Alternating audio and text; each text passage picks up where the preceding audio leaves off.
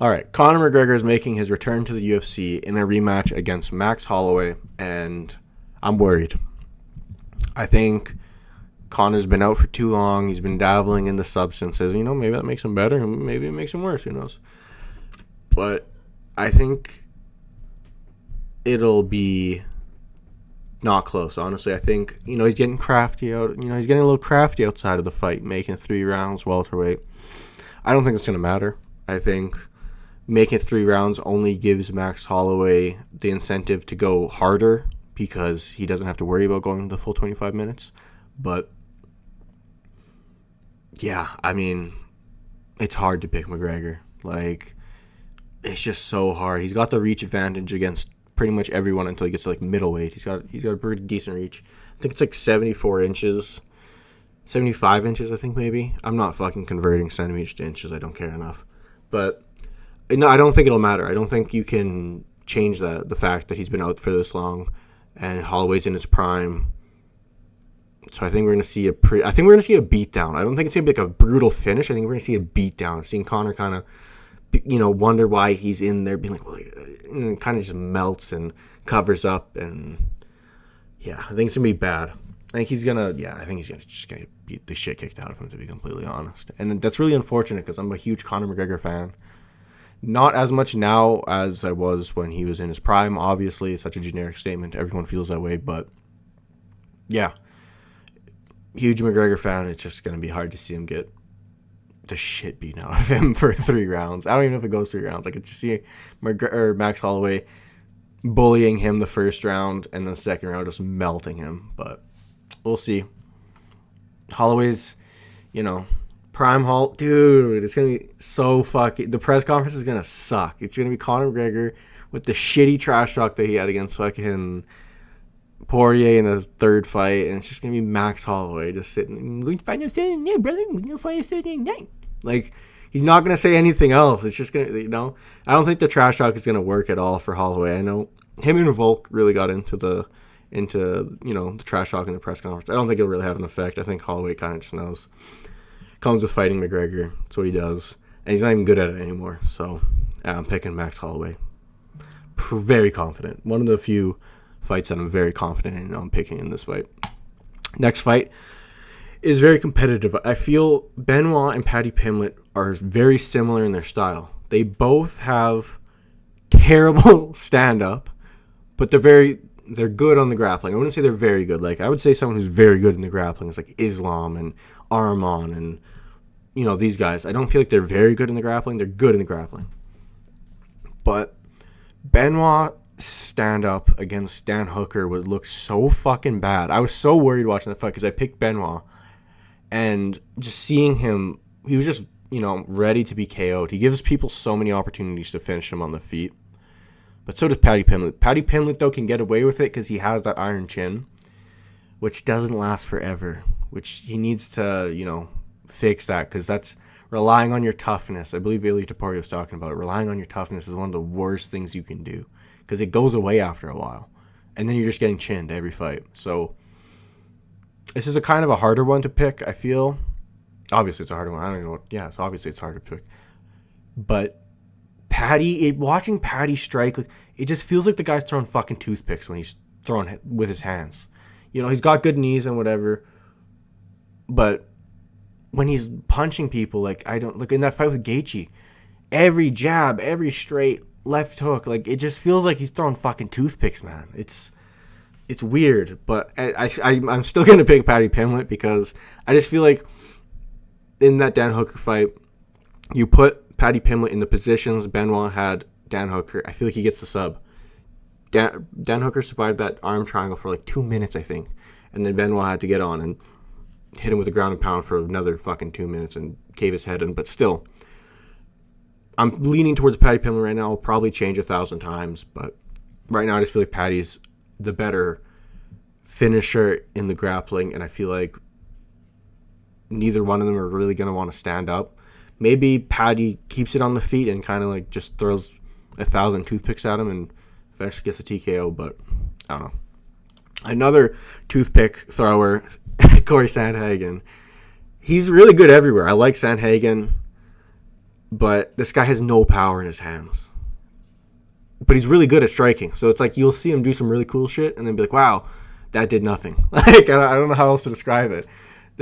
He has finishes, obviously, with flying knees and kicks, but that's what I mean. In his hands, there's a lot to be desired. It's not amazing.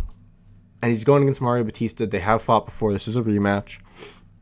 Corey Sandhagen dropped him with a flying knee and armbarred him, I believe. So, there's something to take from that. I do think Corey Sandhagen's striking is way better than Batista, but obviously the grappling's a little bit different. I think the level of striking, the skill difference in the striking compared to the skill difference in the grappling favors Corey Sandhagen. I feel like he's really good in the grappling, and he's proved that against Umar and Batista. And Merab. He showed it in the Merab fight too. Now, I don't really want to bring up the Merab fight because he did almost get knocked out by Merab. So, yeah, we'll kind of just avoid that fight for a little bit. But, yeah, I just think he's really good everywhere. And Batista's just not a guy who you really have to worry about being put away by. He'll fucking go to the decision. That's what I feel like he goes into every fight going for a decision. So, I think Corey Sandhagen will find a way to beat Mario Batista. I'm gonna probably change my opinion 1,000 times, so I'm not gonna say how I think they win the fights. I'm just gonna be picking them.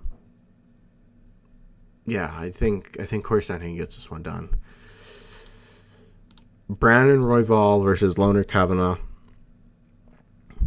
This is a hard pick right now. Brandon Royval is coming off of 2 losses. One of them being Joshua Van, and the next one being Manal Kape. And he got finished in the Manal Kape fight, which was kind of crazy. I'm going to have to pick Kavanagh. Honestly, I don't know. I keep going back and forth on this one. But I feel like Kavanagh, but he hasn't proven a whole lot yet. That Moreno fight, he looked so good in, though. That's the problem. He looked so good in that Moreno fight. But Royval's a really big flyweight. He's got really good hands. I just see Kavanagh getting this one done, to be honest.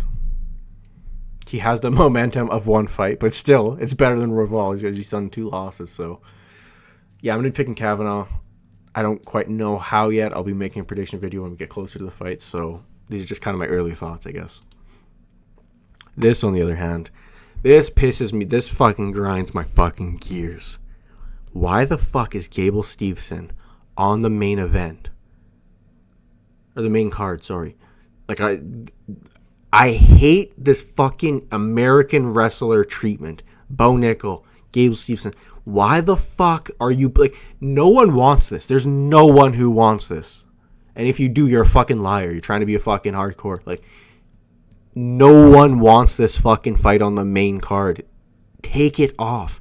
You don't even have his height, his reach, or his fucking picture, but you're going to put him on the main card?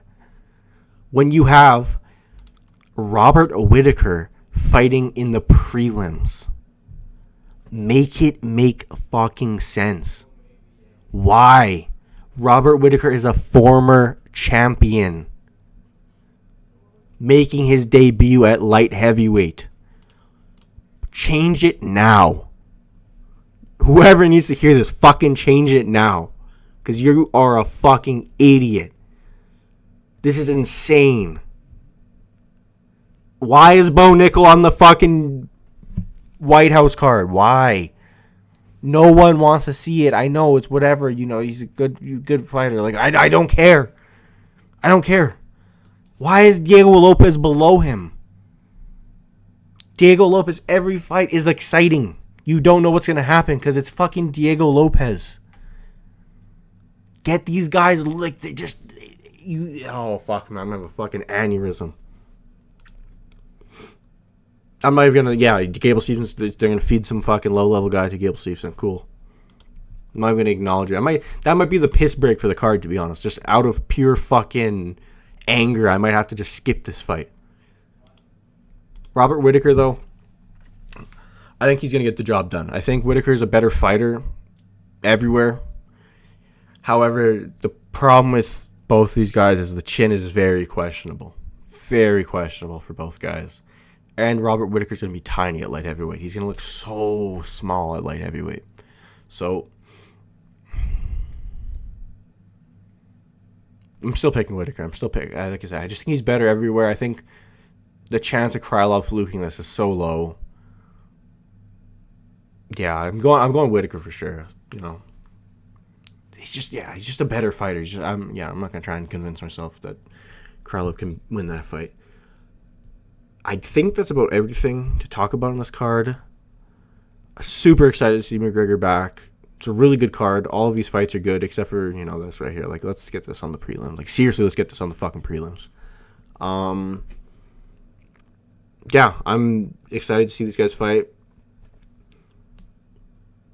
I can't think of, let me know what you guys think about these fights. Do you guys think McGregor gets it done? How? You think he can, grapple his way to a victory? I don't know. I don't think so. But, yeah, just let me know what you guys are thinking. And, yeah, subscribe. Maybe even like.